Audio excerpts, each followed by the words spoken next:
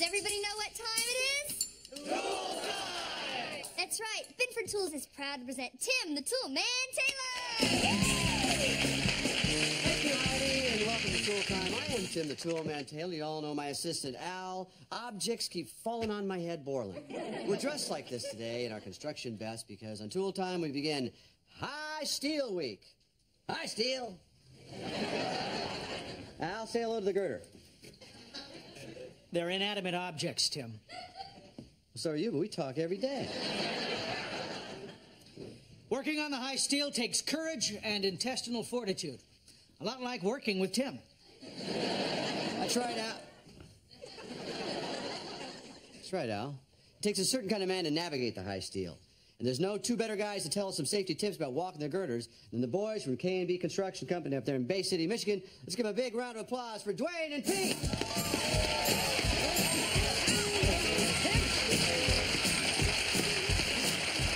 It's great to have you guys on the show. Always great to be here, Timmy. Especially today, Tim, because we have brought along some other boys from K&B Construction. Say hello to Sam, Tom, Jim, Pete, John, Bill, John Bob, Bob Bob, Billy Bob, and Bob. Hey, K&Bers, how you doing? After the show, we all go back to Al Bob's house, have some milk and cookies. Before we head out to the real job site, though, we're going to learn some safety tips about walking on top of the high steel. Well, first, Pete would like to demonstrate the correct technique. Technique is important, Tim.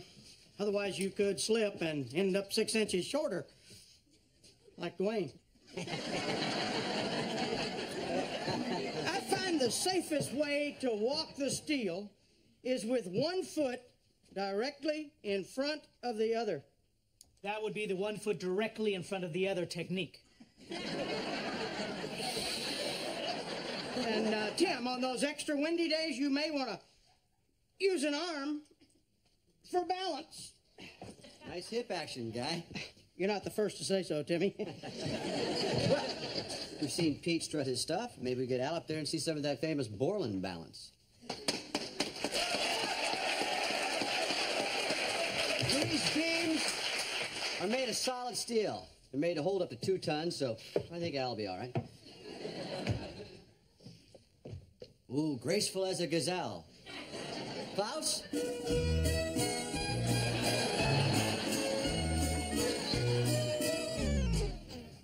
One important thing to remember at the high steel is sometimes you need a girder with extra support.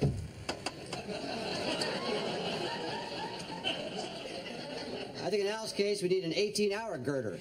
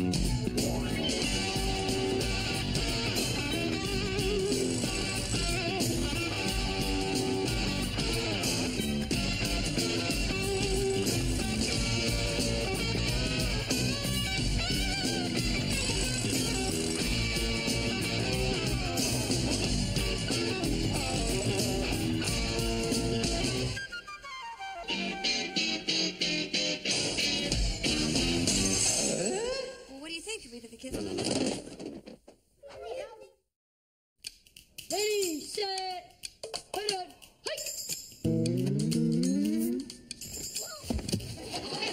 Yes, what a whip. Hey, guys. Oh, good job. Guys. Think fast. Ooh. Guess what's coming back to the house in 2 weeks? I'll give you a hint. It goes vroom, vroom, vroom. Usually everything around here goes vroom, vroom, boom. The hot rod. Oh, cool, the hot rod. When she's painted, is she all done?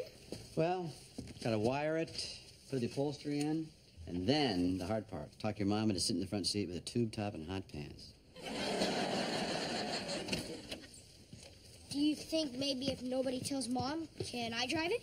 Well, I was kind of waiting to surprise you. No! Hi, guys. Hi, Mom. Hey, baby. Axelby says a hot rod should be painted in 2 weeks, so get out your hot pants. Tim, I have never worn hot pants. I'm never going to wear hot pants, so if hot pants are important to you, you wear them. There's a pretty picture. So, my mother called today. Yeah? The bonds that she bought for the kids are coming due. I can't believe she thought she had to remind me. Well, did you remember? No, I didn't remember, Mr. Butt Out, if you have nothing constructive to say. Why do you always get mad at me when you talk to your mother? I'm not mad. I'm just expressing my feelings. You should learn how to be more selfish. Just keep your feelings to yourself. So I told her that I thought that the boys were old enough to be able to have some say on where their money goes. She says, no, I should just reinvest the bonds and not even tell them. I don't want you to hit me, but I think your mom's right. You're agreeing with my mother? Let's face it, the boys are childish, irresponsible. They can't handle money. They're like me. Well, I don't want them to be like you. So, I say, we present them with all the different options, and they choose their own investment. Like real estate. What are they going to get for $50 a piece? Really little apartments. Oh, Brooks, Mom, Roger Maris. No, Sandy, Yogi Berra. Yogi Berra. Picture ever. Yogi Berra was such a good hitter. It's time for you to go to bed. Come on. What are you arguing about? Mom, we've been thinking about what you said about the money, and we know what we want to do. Oh, good. Okay. Well, what did you decide on? College fund, savings account, another bond? Baseball cards. Baseball cards. Well, look at this card. Honus Wagner. It originally sold for a penny. Now it's worth $450,000. So we figured if we put our money together and we buy a card for $150, someday it could be worth $6 billion. Brad, I'm not sure that every card gives you a 40 million% return. Well, maybe not that much, but look in the book. Most of them double and triple their value. Well, I gotta say, this shows some very creative thinking, you know? The only thing is, there's no way that the three of you are gonna be able to share one card. But, Mom, if we each pitch in our $50, we could get a better card.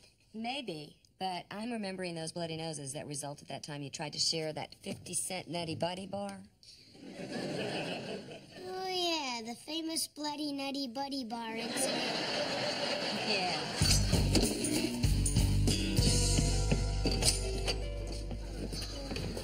Don't touch anything. Ooh, the smell of sports dust in the air. Kind of takes you back to your childhood. Dad, this is our childhood. Wow, look at all these cards. Oh, we don't know what to buy. That's why I'm here. Dad, you don't know anything about baseball cards? Yeah, Mom should have come. Look, Honus, you don't need people in here that know about baseball. You need someone here who knows about business. Well, then why are you here? Excuse me. My sons are interested in baseball cards as an investment, and they don't want to get ripped off. Sorry, all we do is rip people off. Store policy. I'm sorry, I didn't mean to insult you, Mr. Rip-offer. Con-man-tee rip-offer. From the famous Jack the Rip-Offer family? Don't worry, I'll give you a good price. Go browse. All right, thanks. Hey, Dad, check this out. An Andy Pafko. Who's Andy Pafko? He was, $1,300. Keep browsing. What kind of idiot comes to a store like this for a frying pan? It's a Swedish pancake maker signed by Bjorn Borg. Really? I think I remember him serving those at Wimbledon. Hey, guys, look, an IndyCar. Oh, it even has a remote control. Cool. This is better than cool. Rick Mears drove this to a victory in '84. Oh, man, it's autographed. Dad, why don't we buy something like this? Hey, hold on a second. Hey, Mr. Con, or Mr. Man. Mr. Con Man. What kind of an investment is this Mears car? Well, it's been a very good one for me. It's already doubled in value. No kidding. What are you asking for? $140. Oh, cool. If all three of us put our money together, we could buy it and still have $10 left over. Yeah. I think we're all forgetting the Bloody Nutty Buddy Bar incident. But, Dad, you heard the guy. It's a great investment. Yeah, it's already doubled. Yeah. I was at this race. It was a great victory for him. Love to have this souvenir in our house. We can get rid of those pictures, put up on the mantle. Dad, those are pictures of us. Oh. Well, we'll squeeze them in.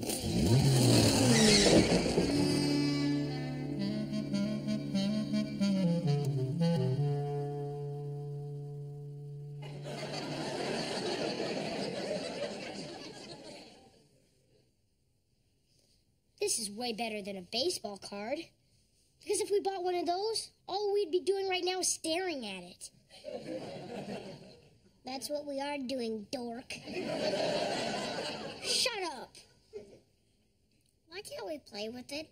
Because the guy at the store said we're not supposed to touch it if we want it to be an investment. It has to stay in mint condition. That stinks. I wonder how fast it goes.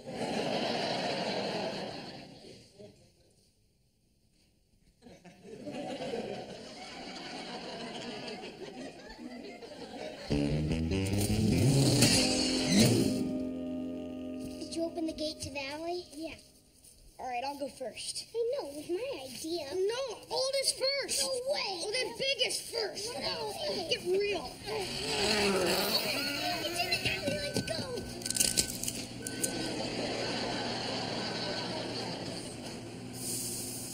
We should have gotten insurance.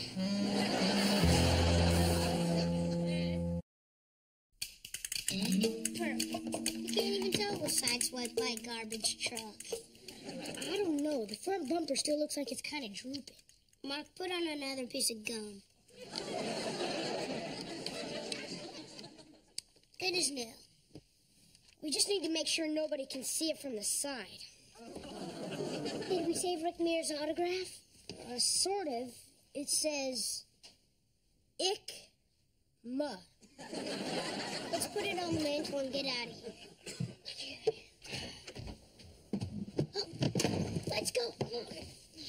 Hey, Dad. Hi, guys. Hi, Dad. Hi. I thought you guys would stick around and stare at the car for a while. We've been staring at it for 2 hours. You know, we're taking a little bit of a stare break.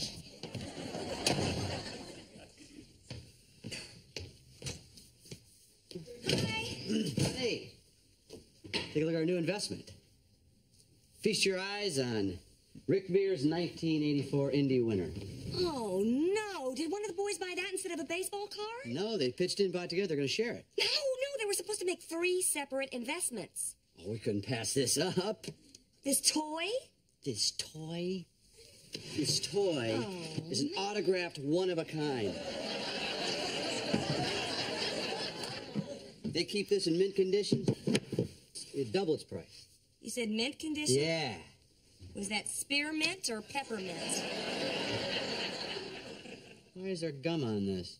It's holding this paper clip in place here. Ugh. What is ICMA?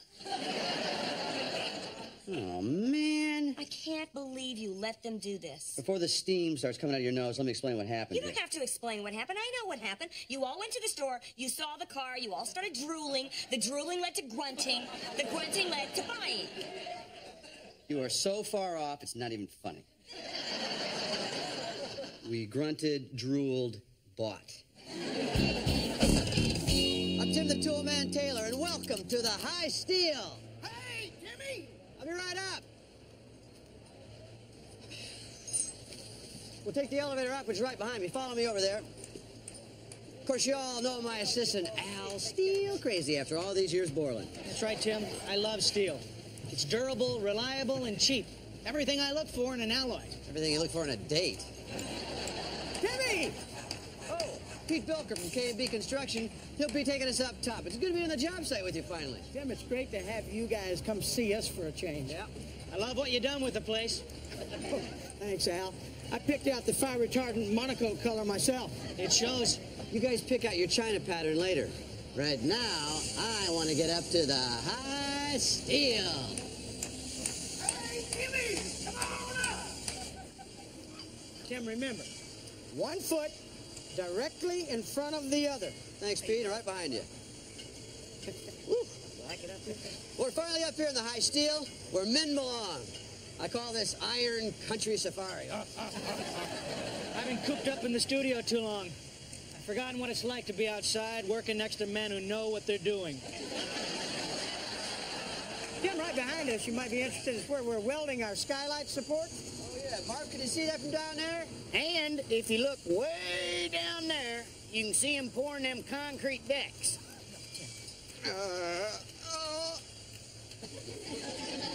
I can see that you fasten your girders to the beam using TC bolts with tension indicating washers. You know, you've got a good eye, Timmy.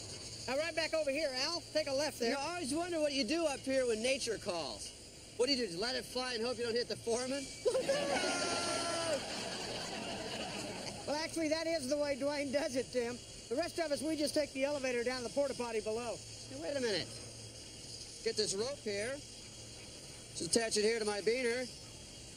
And you can just head down towards that porta potty right down there. Tim, be careful. I don't know, Al.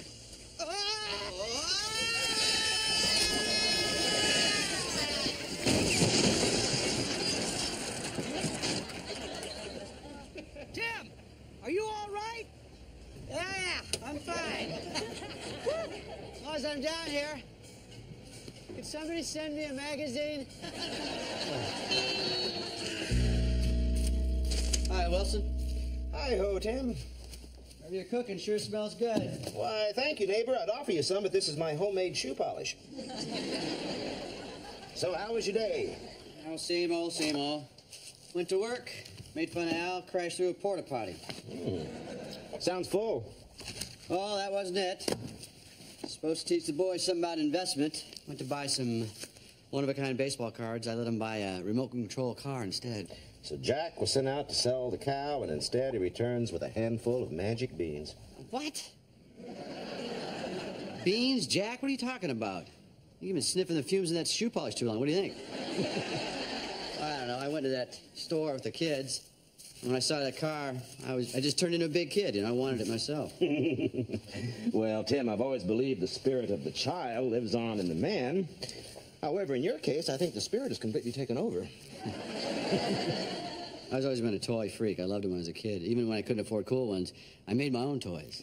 Tim Taylor toys. They must have been the talk of the neighborhood. Oh, yeah? Especially when they caught fire and exploded.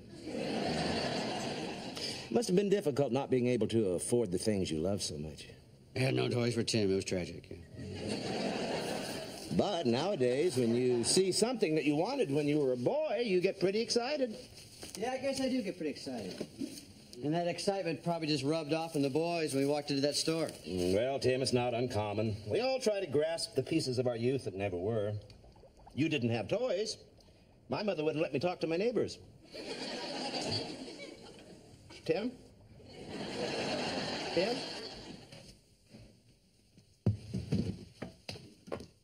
Hi. Hi. I've been doing a lot of thinking. I should have let the boys buy the baseball cards, but I know why I didn't. I got a child inside of me. Really? What month are you in? Oh, honey. I'm just like a big kid. Just because I like Indy cars doesn't mean we should have bought the thing.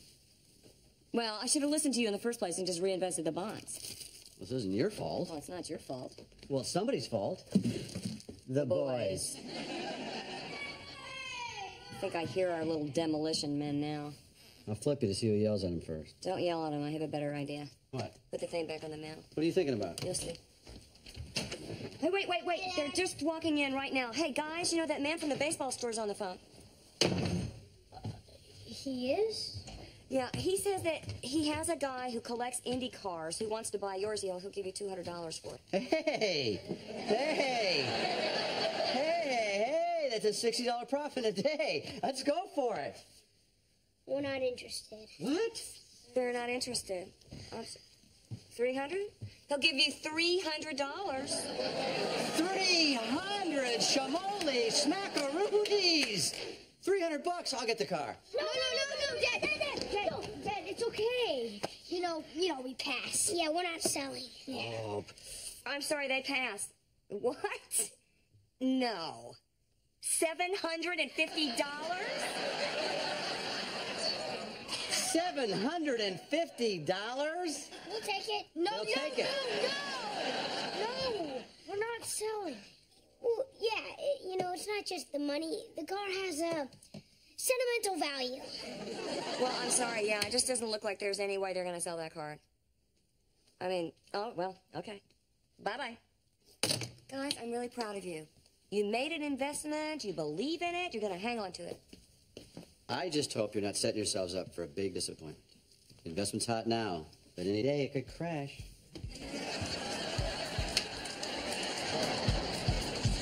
Nice going. You're the one who drove it into the thing. You're the one who drove it. You're the one. No, you took it into front.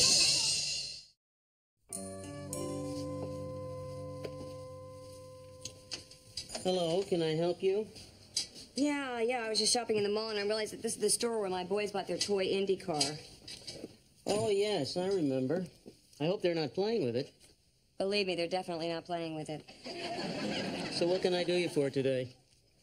Well, I was thinking about buying the three little monsters, one of these baseball cards for Christmas. What do you think about these three here? Oh, very good. They've doubled in value since I got them. Well, I think $40 is a little steep, according to my book here, so you mind if I look around some more? No, please, by all means, browse. Maybe I can find something for my husband. What is this thing here?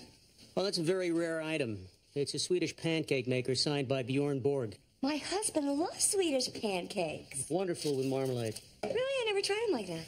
That's the way Bjorn eats them. This could be a very interesting purchase. Oh, it's doubled in value since I got it. If I buy the cards, how much will this cost me? $50. And I'll throw in a jar of marmalade. I'll give you 10. Deal, but no marmalade. Oh.